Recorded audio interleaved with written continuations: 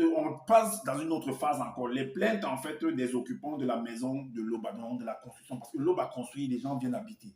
Les créatures vont vivre dans sa création. Alors, donc, ils vont en fait se plaindre, comme on a dit, ils vont se plaindre en fait des défauts qu'ils vont rencontrer dans la création de ce que Loba a fait. Pourtant, Loba, en fait, ce que lui a fait en a lu est parfait, en fait, et agréable. Il a béni, en fait, il a tout fait, en fait, il a clôturé. C'est ce que Zola a écrit, en fait.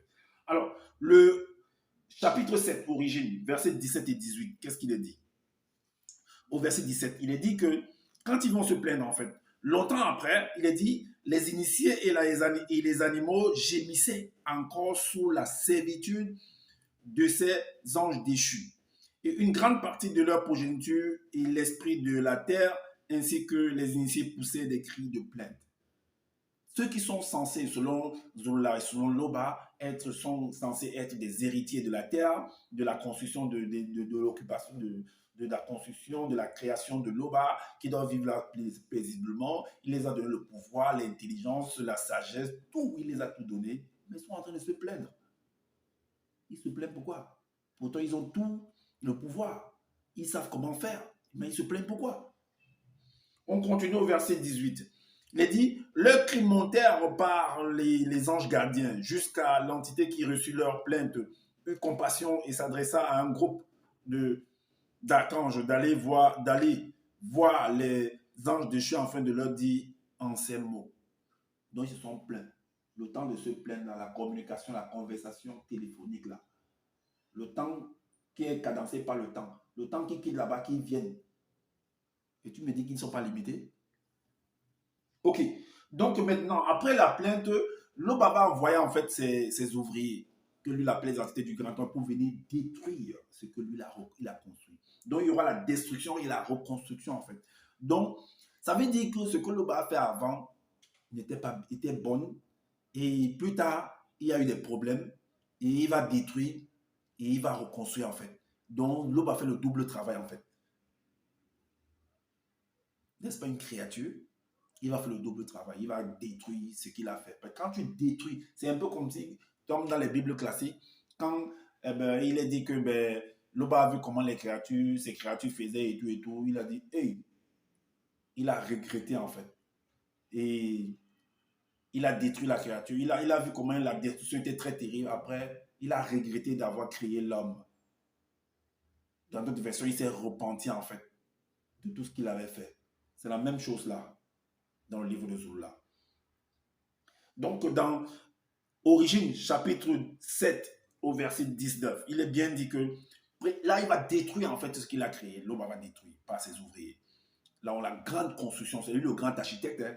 Il est dit que prêtez attention à ma parole. Je viens, ça c'est les ouvriers de l'eau, je viens revendiquer ce qui est à nous. Toute tentative contre nous, notre suprématie sera impitoyablement réprimée, sachez-le. Que tous ceux qui ont combattu la loi et rejeté les ordonnances s'avancent et subissent le châtiment, le jugement de l'entité des châtiments en charge du domaine de la nature. Est-ce que vous comprenez? Donc, ils viennent détruire en fait sa création. Mais si tu viens de détruire aujourd'hui, ça veut dire que quelque part, ce que tu as fait, c'était pas bon en fait. Il y avait des défauts quelque part, sinon tu ne serais pas en train de détruire. On est d'accord? Alors, le chapitre 8, le verset 17 et le verset 18 dit quoi?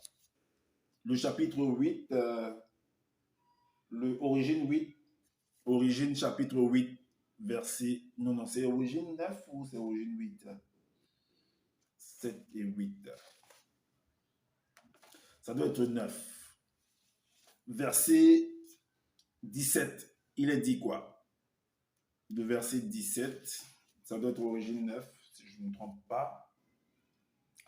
9, verset 17 et le verset 18, il est dit, il sortit donc et frappait spirituellement à travers le visible dont la destruction a commencé. Il frappait à la vitesse surpassant celle de la lumière, et des cris de lamentation et désolation, d'angoisse et de peur se fit entendre.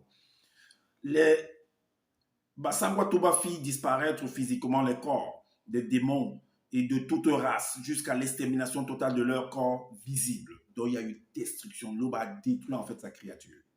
qu'il avait créé bien avant. Parce qu'il est le seul créateur. En dehors de lui, il n'y a pas d'autre créateur, selon ce que Zola a dit. Ok. De verset 18 à 22, il est dit que quelques minutes avant le grand cataclysme, il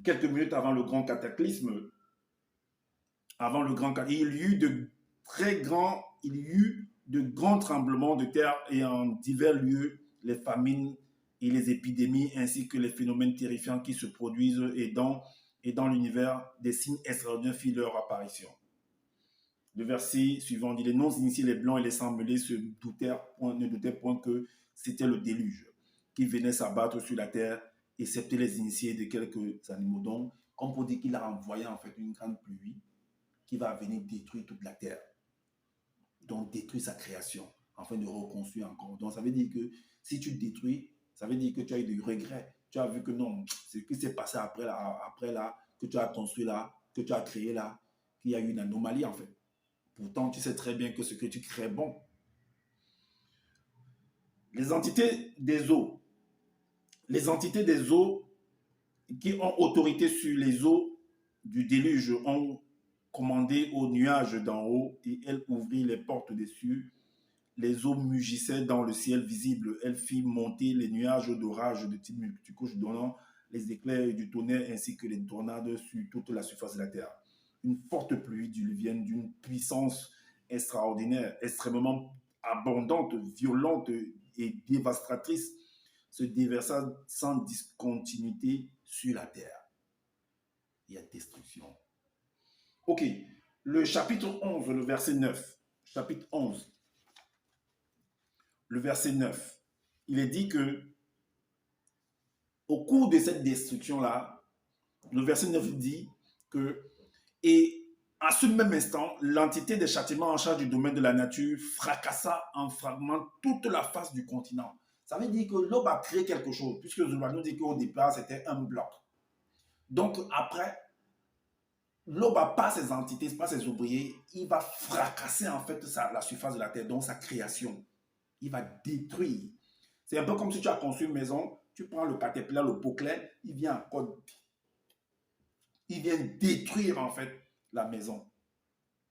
Beaucoup parce que tu as compris que non, il y a une anomalie, bien, il ne sait pas quoi, qu'est-ce qui a attaqué la maison, bien, peut-être la dalle n'a pas été bien respectée, donc il y a des fissures et tout, la maison risque de s'écrouler si les gens viennent habiter, donc il faut détruire.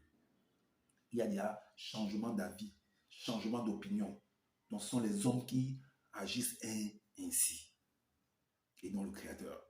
Parce qu'on a bien lu que chaque chose du réel est équilibrée avec son contraire pour maintenir c'est ce que tu as écrit pour maintenir en fait le courant mystérieux, la fluidité du courant mystérieux. C'est ce que tu as écrit.